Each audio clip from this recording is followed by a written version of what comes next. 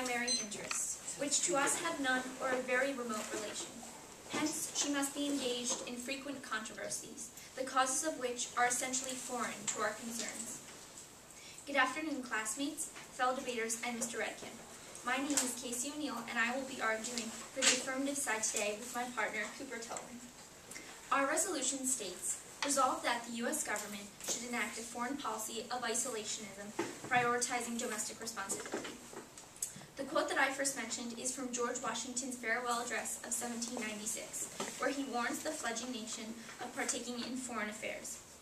George Washington was arguably one of the most beloved presidents in the history of the United States, yet his proposed policy did not last. Many of you may wonder exactly what Cooper and I mean when we use the words isolationism, domestic, and responsibility. So I will define them for you. Isolationism is defined on dictionary.com as a policy or doctrine of isolating one's country for the affairs of other nations by declining to enter into alliances, seeking to devote the entire efforts of one's country to its own advancement and remain at peace by avoiding foreign entanglements and responsibilities. Domestic is defined as pertaining to one's own or a particular country as apart from other countries. Responsibility is defined as a person or thing for which one is responsible. Cooper and I have combined these two definitions, domestic and responsibility, to create one of our own. The job of one's country to work to improve said country. Many of you may also wonder why we are debating this issue. You may think that the U.S. should provide a lot of foreign aid like we did after the Haitian earthquake. But aiding these countries isn't really going to help our country. The United States government is up to its neck in debt, which is why the U.S. needs to focus on its own interests before we focus on those of other countries. Global Economic Analysis.blogspot.com said that Europe's disastrous financial state is one of the 12 reasons the U.S. recession has arrived. We aren't putting ourselves first. Cooper and I believe that the U.S. government should concentrate on the people that call America home rather than before the citizens of other foreign nations. The first reason Cooper and I believe that the U.S. government should adopt our resolution is because we are spending too much money overseas on other countries. Reuters.com stated that the final bill of the wars in Iraq, Afghanistan, and Pakistan could run anywhere from $3.7 to $4.4 trillion. That is a huge amount of money on its own, but added to the existing U.S. national debt, and it is only making matters worse. The United States also has a huge number of military bases around the world.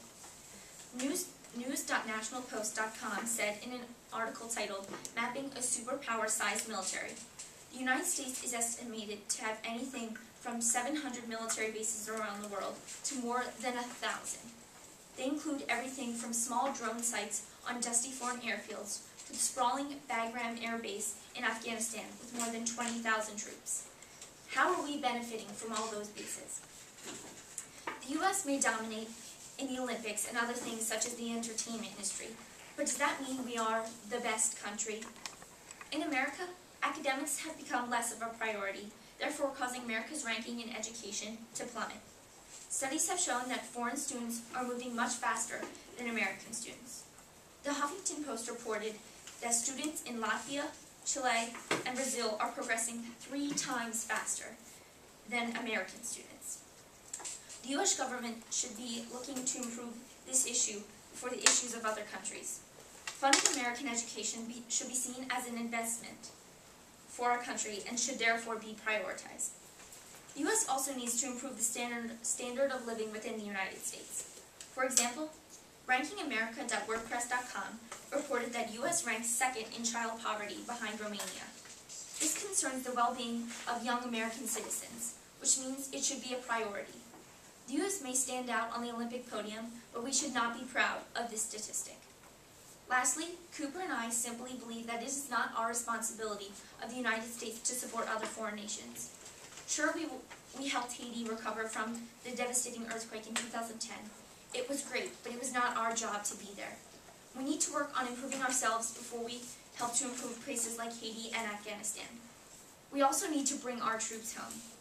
Thousands of American troops have died over the past decade. Our fellow citizens are dying for us, but they shouldn't have to. Would you want parents that spend more time on your neighbor and their problems, or do you want parents who pay attention to you? I think we all want parents who spend more time on us, and we should want a government that does the same thing. Thank you, and vote Affirm.